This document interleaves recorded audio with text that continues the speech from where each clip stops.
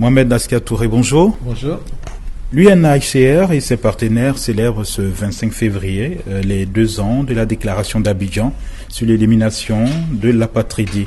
Pouvez-vous nous expliquer, un peu rappeler surtout le contexte de cette déclaration? Merci beaucoup, merci de me recevoir chez vous.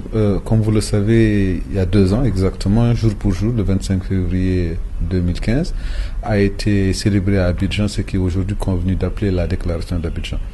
La déclaration d'Abidjan est une déclaration ou un engagement en fait que les 15 pays membres de la CEDEAO ont pris devant la communauté internationale pour s'assurer que l'apatridie, dans les 10 années qui viennent, vont être éradiquées. Le phénomène de l'apatridie va être éradiqué sur le sol de la CEDEAO. Donc à savoir près de 1 million de personnes qui sont aujourd'hui dans des situations d'apatridie et particulièrement 700 000 personnes qui sont sur le territoire ivoirien vont trouver une solution à leur situation qui est une situation inacceptable de situation d'apatridie. Alors justement, que renferme cette déclaration? Quels sont les engagements qui ont été pris il y a 2 ans de cela? Mais à 2 ans de cela, les 15 pays membres de la CEDEAO sont engagés ici à Abidjan et ont fait une déclaration dans laquelle ils stipulent que l'éradication de l'apatridie est une priorité pour eux. Une priorité dans le sens où les 1 million de personnes qui sont sur le sol de la CEDEAO se trouvent dans une situation totalement inacceptable. Donc la déclaration dit on a éradiqué l'apatridie et on s'acheminera vers des situations où toutes ces personnes qui sont sans nationalité vont trouver une solution à leur situation, qui est une situation juridique inacceptable, à savoir trouver une nationalité. Donc à côté de cela, je dis que la déclaration aussi demande à chaque pays de mettre dans son corpus législatif des indications qui pourraient permettre de renforcer cette situation-là, de permettre à ces personnes qui sont dans des situations d'apatridie de trouver une solution à leur situation de non-droit. En réalité, nous sommes dans une situation de non-droit, donc cette déclaration leur permet d'avoir une clarification quant à leur situation juridique. À côté de cela, elle demande aussi à ce que des plans nationaux soient élaborés et que chaque pays membre de la CEDEAO trouve aussi des situations dans lesquelles le pays s'engage pour s'assurer que l'éradication de l'apatridie devient une priorité absolue dans les politiques de tous ces pays. Je pense qu'en conclusion, ce qu'il faut aussi dire que des points focaux ont été nommés dans chaque pays. Donc chaque pays s'engage. Et bien entendu, cette déclaration a été entérinée par la suite, 2 ou 3 mois après le mois de février, à Accra, par les chefs d'État de la CEDEAO qui s'engagent de manière totalement formelle et de manière irréversible quant à l'éradication de l'apatridie sur le sol de la CEDEAO. Et à cette occasion, 25 engagements ont été pris. Pour résumer un peu cette déclaration, c'est cela? Bien entendu. Je veux dire que des engagements ont été pris, donc tout un ensemble d'engagements qui aussi, il faudrait le dire, corroborent particulièrement l'engagement. Le HCR a décidé aussi en novembre 2014 de s'engager dans une lutte sans merci pour éradiquer l'apatridie. Donc à ce jour, il y a 10 millions de personnes qui sont en situation d'apatridie à travers le monde et particulièrement en Afrique de l'Ouest. Donc 1/10 des apatrides dans le monde se trouvent sur le sol de la CEDEAO. Donc je dis que la Côte d'Ivoire est bien entendu en avance sur tous les pays de la CEDEAO quant aux déclarations, notamment pour permettre à toutes ces personnes de pouvoir trouver une nationalité. Pas nécessairement la nationalité ivoirienne, mais beaucoup d'entre elles peuvent trouver une nationalité autre que la nationalité ivoirienne. Mais je veux dire que c'est l'engagement que le pays s'est donné pour éradiquer l'apatridie de manière concomitante avec l'engagement du HCR qui aussi s'engage de manière irréversible pour l'éradication de l'apatridie dans les 10 années qui viennent. Alors, ce terme d'apatridie est utilisé depuis un certain moment. Qui est apatride, selon les descriptions que vous, HCR et bien sûr vos partenaires, déterminent? Tout d'abord, je crois qu'il est important. Merci beaucoup pour cette question parce qu'effectivement, de manière évidente, en Côte d'Ivoire, l'apatridie ou le sujet touchant à l'apatridie reste des sujets très sensibles. Très sensibles dans le sens où on confond énormément des notions juridiques qui sont assez pointues, donc à savoir qui est un apatride. Un apatride, de manière claire, je veux dire que cela, c'est les définitions des conventions de 1954 et 1961, qui d'abord met le HCR au centre de la situation d'apatrie. Donc le HCR très souvent est lié aux situations de réfugiés, mais donc ce qu'il faudrait quand même rappeler ici, c'est que le HCR aussi a le mandat pour s'occuper des situations d'apatrie. Donc je veux dire qu'elle est non seulement mandataire pour les situations de réfugiés, mais elle est aussi pour les situations d'apatrie. Donc je pense que c'est déjà une notion fondamentale qui justifie en fait notre présence ici en Côte d'Ivoire et justifie notre intervention pour résoudre ces questions d'apatrie. La patrie de manière toute simple, je veux dire on peut parler en français facile comme diraient d'autres organes de presse.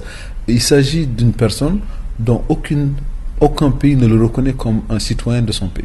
Donc, en d'autres termes, de manière totalement simplifiée, toute personne a droit à une nationalité. Mais l'apatride est une personne qui n'est reconnue par aucun pays. Donc, aucun pays ne peut lui donner de protection et lui ne peut se prévaloir de la protection d'aucun pays parce qu'aucun pays ne l'a reconnu en tant que tel comme citoyen de son pays. Donc, de manière toute simple, c'est quelqu'un qui n'a pas de pays. Donc, qui dit apatride, donc dans le mot apatride, vous avez le préfixe A et la patrie. Donc l'apatride est quelqu'un qui n'a pas de patrie. Donc c'est tout simplement quelqu'un qui n'a pas de pays, qui ne peut se prévaloir d'aucune protection d'un pays. Alors, mais cela semble paradoxal. Quand on est dans un pays, on est supposé être originaire de ce pays ou éventuellement. Alors comment cela s'explique? Pourquoi des personnes sans patrie? C'est effectivement le grand paradoxe, c'est de penser que toute personne qui naît sur un pays est nationale de ce pays. Mais je pense que s'il faut le replacer dans un contexte, il existe deux façons d'obtenir une nationalité. Mis à part la naturalisation, mais je parle d'acquérir une nationalité à la naissance. Les deux grandes écoles de pensée par rapport à la question de la nationalité sont le jus solis et le jus sanguinis. Donc le jus solis, c'est une démarche juridique qui donne automatiquement, qui confère nationalité à tout enfant né sur un sol bien précis. Donc beaucoup de pays de ce monde, tels que la France, tels que les États-Unis et d'autres pays, ont adopté ce type d'acquisition de la nationalité par le sol. La Côte d'Ivoire était dans ce système-là de 1960 à 1972. Donc toute personne qui est née en Côte d'Ivoire entre 1960 et 1972 a acquis de manière automatique, ipso facto, la nationalité ivoirienne. Mais aujourd'hui, nous nous retrouvons dans une situation totalement différente. Donc on ne peut être ivoirien, pour citer la Côte d'Ivoire, que si on a une filiation avérée d'un Ivoirien. Donc si on a un père ou une mère qui est ivoirien, et ce n'est que dans ce sens-là qu'on est ivoirien. Donc, à côté de cela, je veux dire qu'il y a eu une superposition de lois juridiques. Donc, la Côte d'Ivoire est passée d'un système de jus solis à un jus sanguinis. Bien avant cela, je veux dire que c'était un État colonial. Donc, il y avait aussi d'autres lois qui régissaient l'acquisition de la nationalité. Donc, c'est une juxtaposition, voire une superposition de différentes lois qui sont assez ambiguës aussi, qui ont été assez ambiguës assez longtemps, donc qui malheureusement ont découlé de cette situation. N'oublions pas que la Côte d'Ivoire est un pays carrefour. Je veux dire que de tout le temps, on estime à pratiquement un tiers de la population qui vit sur le sol ivoirien et de manière permanente, il y a eu pratiquement un tiers de personnes qui ont été sur le sol ivoirien et depuis les indépendances. Donc je veux dire que ça a été un brassage de culture, un brassage de nationalité, un brassage de personnes qui venaient de l'Afrique de l'Ouest et de tout le temps, la Côte d'Ivoire a été un pays des plus accueillants, bien entendu, et des plus hospitaliers pour l'accueil et le séjour de ces étrangers sur ce territoire-là. Donc ces étrangers qui viennent sur le territoire ivoirien viennent souvent sans nécessairement avoir une nationalité parce qu'elles sont nées sur le sol ivoirien ou bien elles sont venues avant les indépendances. Et elles sont bien originaires de quelque part, n'est-ce pas? Bien entendu, on est tous originaires de quelque part. Je veux dire qu'elles sont originaires de quelque part, mais il n'est pas dit que l'origine, elle peut être culturelle, elle peut être sociale, mais elle peut ne pas être nationale. Je veux dire que quelqu'un qui arrive... Je vous donne un exemple tout simple pour être plus prolixe par rapport à cela. Pendant la période coloniale, des centaines de milliers de gens ont été apportés d'autres pays, des pays voisins, qui sont venus en Côte d'Ivoire pour travailler, notamment dans les plantations de café et de cacao en Côte d'Ivoire. Donc elles sont venues sur le sol ivoirien, elles n'avaient pas de nationalité parce qu'elles étaient françaises, elles étaient sujets français avant d'arriver en Côte d'Ivoire. Donc en 1960, ces personnes qui se sont retrouvées en Côte d'Ivoire mais qui n'étaient pas nées sur le sol ivoirien se retrouvent sans nationalité. Parce que simplement la loi dit en 1960, née ivoirienne qu'une personne née sur le sol ivoirien. Donc les personnes qui sont arrivées en Côte d'Ivoire et qui n'avaient pas la nationalité ivoirienne ne sont pas nées sur le sol ivoirien, donc de facto elles ne sont pas ivoiriennes. Elles ne sont pas ivoiriennes, elles ne sont pas aussi ressortissantes dans notre pays parce que le pays pour lequel elles pouvaient être ressortissantes n'existait pas en 1960. Donc je dis qu'en 1960, ces personnes sont sur le sol ivoirien, elles n'ont pas la nationalité ivoirienne, mais elles n'ont pas d'autres nationalités. Donc je veux dire que de 1960 à 1972, ces personnes se sont retrouvées sur le sol ivoirien sans nationalité et sans la possibilité d'acquérir une autre nationalité parce que simplement elles ont été coupées du fait qu'elles n'étaient pas sur le sol des pays où leur origine, je veux dire que c'est certainement leur père ou leur grand-père était originaire de ces pays, mais ces personnes sont nées sur le sol ivoirien, mais ne pouvaient pas avoir la nationalité ivoirienne, ne pouvaient pas avoir une autre nationalité non plus. Donc je pense qu'on parle de ces personnes-là, on parle des enfants de ces personnes, des petits-enfants de ces personnes. Donc je veux dire que nous avons 3 ou 4 générations de ce qu'on appelle les migrants historiques qui sont arrivés en Côte d'Ivoire dans les années 30, dans les années 40 et qui n'ont pas la possibilité d'avoir de nationalité. L'autre souci qu'on peut avoir par rapport à la question de la nationalité, c'est de dire que vous prenez tous les enfants abandonnés, qu'on trouve abandonnés sur le sol ivoirien. Donc qui n'ont pas de filiation avérée parce que simplement on ne connaît pas qui sont leurs parents. C'est des enfants que l'on retrouve souvent dans les orphelinats et du fait qu'ils n'aient pas de filiation avérée, donc ils se retrouvent dans la possibilité d'avoir une nationalité. Donc à moins qu'ils ne soient adoptés. Donc le jour où ils sont adoptés, ils acquièrent la nationalité du parent qui les a adoptés. Mais avant d'être adoptés, c'est des enfants qui sont en situation d'apatridie. Alors justement, vous relatez tout cela en termes statistiques aujourd'hui. Quelle est la réalité en Côte d'Ivoire de ces cas d'apatride que vous avez pu noter? La Côte d'Ivoire est le seul pays, je me répète, le seul pays de l'Afrique de l'Ouest à avoir des statistiques fiables par rapport à l'apatridie. Donc ça peut paraître énorme parce qu'on parle de 700 000 personnes qui sont apatrides ou à risque d'apatridie. Si on doit être précis dans les chiffres, il s'agit de personnes dont j'ai mentionné le fait qu'ils n'ont pas la possibilité de prouver leur attachement à une nationalité. Je veux dire que ça peut être une nationalité autre que la nationalité ivoirienne, mais j'aimerais préciser que ces 700 000 personnes dont on parle n'ont pas toutes vocation ou ambition à être des nationaux ivoiriens. Je veux dire qu'elles peuvent être ressortissants d'autres pays, mais il faut que l'on puisse aller tout au fond des dédales juridiques de leur identité pour qu'on puisse savoir à quelle nationalité ils peuvent être rattachés. Beaucoup d'entre elles peuvent être rattachées à une nationalité ivoirienne, mais elles peuvent être aussi rattachées à des nationalités d'autres pays. Donc je veux dire que les statistiques sont plus ou moins assez claires par rapport à cela. Notamment les 700 000 personnes qui sont en grande partie les descendants d'immigrants historiques ou bien des enfants abandonnés qu'on a trouvés en Côte d'Ivoire. La Côte d'Ivoire donc a pris cela à bras le corps parce que tout simplement la notion de nationalité, la notion d'ivoirien, qui n'est pas ivoirien, est une notion cruciale et fondamentale dans l'histoire même de la Côte d'Ivoire. Dire que pour faire un peu de l'histoire de ce pays, je veux dire que tout le conflit ivoirien a tourné bien entendu autour de cette notion de qui est ivoirien et qui n'est pas ivoirien. Donc je pense que dès le départ, le constituant ivoirien a estimé que c'était quelque chose sur lequel il fallait donner une priorité. Donc que ce soit les accords de Lomé 1, Lomé 2, Marcoussis, les accords de Ouaga qui ont vu naître plus ou moins l'architecture aujourd'hui dans laquelle nous vivons en Côte d'Ivoire, l'architecture juridique j'entends, reprend ces notions de nationalité, ces notions d'apatridie, ces notions de qui doit avoir ou qui ne doit pas avoir la nationalité ivoirienne. Donc je pense que c'est quelque chose de fondamental et pour lequel la Côte d'Ivoire donne une priorité absolue. Alors au niveau sous-régional justement de la CEDEAO, quels sont les chiffres que vous pouvez avancer? Est-ce que vous avez dit que la Côte d'Ivoire a des statistiques, mais au-delà donc des frontières ivoiriennes, est-ce que vous avez aussi quelques chiffres par rapport à la réalité de l'apatridie dans ces 15 pays de la CEDEAO? On estime à peu près 1 million d'apatrides ou de personnes en situation de risque d'apatridie dans l'espace CEDEAO. Mais comme je l'ai dit, le seul pays qui a des statistiques fixes, c'est celui de la Côte d'Ivoire, à savoir les 700 000. Donc, en gros, il y a 300 000 personnes qui sont reparties dans les 15 pays membres de la CEDEAO et l'écrasante majorité se trouve aussi bien au Mali, où vous avez des populations aussi, des populations bédouines, des populations touareg, des populations peuls, qui effectivement, au gré des transhumances, n'ont pas nécessairement un ancrage précis ou un ancrage fondamental dans un pays.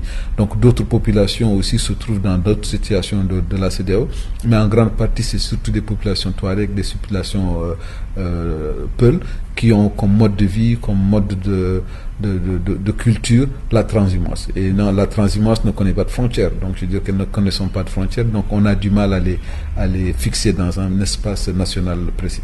Alors, 2 ans après cette déclaration, à l'heure du bilan, qu'est-ce qu'on peut dire? Qu'est-ce qui a été fait pour justement réduire ces cas d'apatridie notés?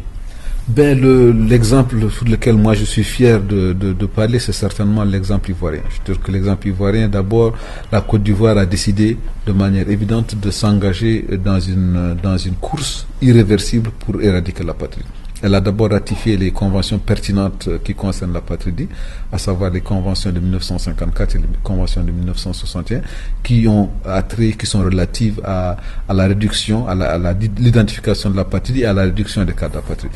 Mais à côté de cela, je dis que la Côte d'Ivoire aussi voté une loi nationale qui effectivement renforce son arsenal juridique par rapport à la lutte contre l'apatridie. Bien avant cela, elle a aussi rajouté à tout cela l'adhésion à la déclaration d'Abidjan. Donc tout cela a conduit à la possibilité à près de 123 000 personnes qui ont pu déposer des dossiers pour demander que leur situation soit régularisée. Sur ces situations-là, je veux dire qu'il y a aujourd'hui, au jour où je vous parle, il y a près de 43 000 personnes qui ont effectivement pu avoir bénéficié d'une nationalité. Donc le reste, ce sont été des cas qui ont été jugés manifestement non fondés, donc qui ont été déboutés, et le reste de ces personnes-là, leur cas est encore sous étude pour savoir exactement de quelle nationalité ils pourraient bénéficier. Bien entendu, beaucoup de ces personnes-là ont été renvoyées dans d'autres juridictions nationales parce qu'il a pu être prouvé que leur souhait de devenir nationaux de Côte d'Ivoire n'est pas nécessairement fondé, et qu'effectivement qu'ils pouvaient bénéficier d'une autre nationalité sans qu'ils le sachent, bien entendu. Donc ça nous a permis de pouvoir élaguer et de pouvoir les envoyer dans les consulats ou dans les autres pays représentés ici en Côte d'Ivoire pour qu'ils puissent faire la démarche d'acquisition de la nationalité de ces pays-là. Alors qu'ont pu faire les autres pays, quelques exemples de pays, à part la Côte d'Ivoire, quels sont les efforts des autres pays pour lutter contre l'apatridie?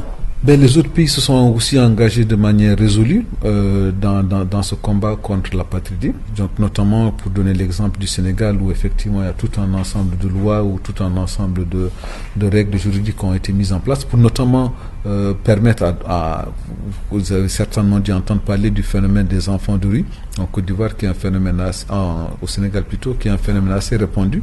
Donc il y a tout un ensemble de lois qui ont été mises en place, de possibilités pour ces enfants-là de pouvoir acquérir une nationalité. Donc c'est l'exemple qui me vient à l'esprit, mais d'autres pays de la CEDEAO ont aussi, à l'instar de la Côte d'Ivoire, se sont engagés de manière résolue pour cela. Des 15 membres de la CEDEAO, 13 pays ont ratifié les conventions pertinentes dont je n'ai pas dit tout à l'heure, à savoir les conventions de 1954 et de 1961.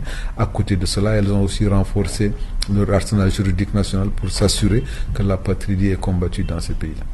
Alors, en termes stratégiques, pour les années à venir, vous fixez comme objectif 2024. Alors, qu'est-ce que l'UNHCR et les autres partenaires, les pays, comptent faire justement pour éliminer les cas d'apatridie notés sur l'espace communautaire? L'engagement, il est mondial. C'est-à-dire que l'engagement, il est mondial. Nous sommes dans une sous-région où effectivement l'apatridie est un phénomène qui est connu, qui est de manière circonscrite. On peut exactement savoir à qui nous avons affaire. Nous savons exactement les personnes qui sont apatrides. Donc, je veux dire que l'engagement, il est encore beaucoup plus facilité. Il est facilité parce que tout simplement, dans beaucoup de situations d'apatridie ailleurs dans le monde, c'est l'État qui crée l'apatridie. L'État qui crée l'apatridie en ayant des mesures discriminatoires, en ayant des mesures de dénaturalisation de certains de ses concitoyens, ce qui n'est pas le cas en Afrique de l'Ouest et pas particulièrement le cas en Afrique, en Côte d'Ivoire. Donc la Côte d'Ivoire, l'État est plus ou moins engagé de manière résolue à combattre l'apatridie. Donc je veux dire que c'est un allié de taille pour la résolution de ces situations. Je pense que nous espérons que d'ici 2024, je veux dire que ce n'est pas un slogan, je veux dire que combattre l'apatridie ou éliminer ou éradiquer l'apatridie n'est pas qu'un slogan, parce que l'État s'engage ou s'est engagé de manière résolue à cela, et je pense que pour cela nous pouvons être fiers d'être un peu le pays qui est en avance, qui est le fer de lance de la lutte contre l'apatridie en Afrique de l'Ouest. C'est un objectif réaliste. Est-ce que vous pensez que vous avez les moyens, avec les pays, de pouvoir éliminer effectivement cela? Nous espérons en tout cas ne pas rajouter de plus d'apatrides qu'il y en a aujourd'hui et voir dans quelle mesure ceux qui sont en situation d'apatridie peuvent être complètement réglés. Je pense que 2024 est un horizon qui n'est pas très lointain. J'espère que nous pourrons nous donner rendez-vous à ce moment-là pour nous assurer que tous ces engagements n'ont pas été que des slogans. Alors justement, en termes de lutte, quelle pourrait être la contribution de la population ou des populations de ces zones-là pour contribuer à la lutte justement contre l'apatridie? Ben c'est d'abord une acceptation. Je dis une acceptation que l'apatridie ne doit pas être instrumentalisée. Je dis que l'apatridie ne doit pas être perçue comme étant une invasion. L'apatridie ne doit pas être perçue par les populations qu'il s'agit pas de faire venir ou de faire naturaliser des personnes dans ce pays ou d'autres pays pour d'autres fins. Donc je pense qu'il est important de dire qu'il faut dépolitiser cet concept d'apatrie. Donc il faudrait que l'opinion publique nationale et internationale puisse comprendre à travers l'apatrie comme étant un sujet éminemment juridique, dans le sens où c'est plus une violation des droits de l'homme qu'autre chose. Donc je pense que ça, d'abord, c'est un travail pédagogique que nous devons de donner aux populations de Côte d'Ivoire pour faire comprendre que l'apatrie est un phénomène purement droit de l'homme. Je veux dire qu'il ne s'agit pas d'autre chose. Donc ça, c'est le premier appel que le HCR lance aux populations, c'est de leur dire: ces situations d'apathie sont des situations inacceptables parce que simplement vous vivez avec des gens, vous côtoyez des gens, vous vivez avec eux de manière évidente sans savoir qu'ils sont des situations qui sont assez difficiles pour ces personnes. Donc ça, c'est plus l'appel qui pourrait être lancé à ces populations pour qu'elles acceptent ces apathies comme étant des personnes qui souffrent de leur situation.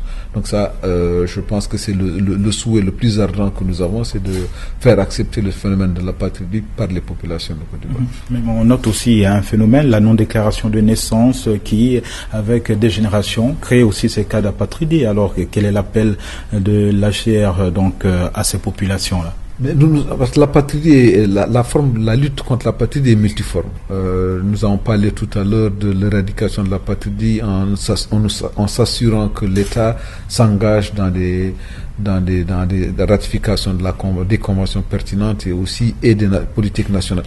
Mais l'un des phénomènes aussi les plus importants par rapport à la création de l'apatridie, c'est l'inexistence d'un système assez fort pour l'enregistrement des naissances. Près d'un enfant sur deux qui naît en Côte d'Ivoire naît sans acte de naissance.